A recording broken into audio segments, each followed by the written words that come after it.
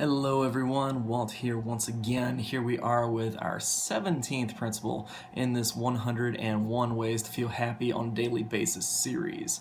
So yeah, here we are on principle 17 already, and what is this guy all about?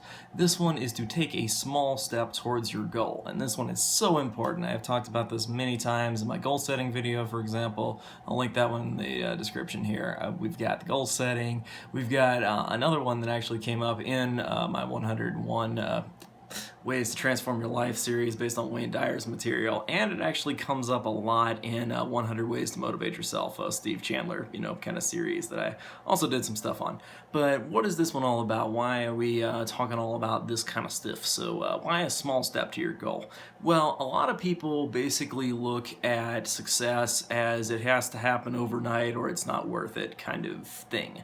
They feel like it has to be a giant leap forward, kind of like what China was thinking in the Mao era of we need a giant push in our economy, a giant boost to it, we're going to get better and faster and be best at everything. Yeah, they didn't properly consider the incentives and everything kind of blew up with Mao's communist, commune complete idea there. Leading to people to starvation.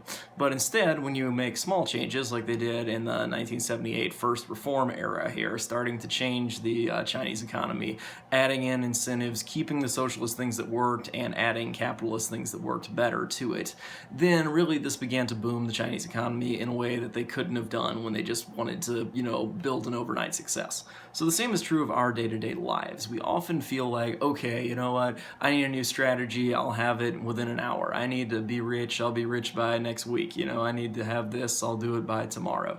And the thing is that a lot of great things take time, okay? A lot of great things take us some time to build, to, work out the problems with, and to kind of accept that we don't have to have it by tomorrow. But for some reason about our success, we feel like we have to have it by tomorrow, it has to be big.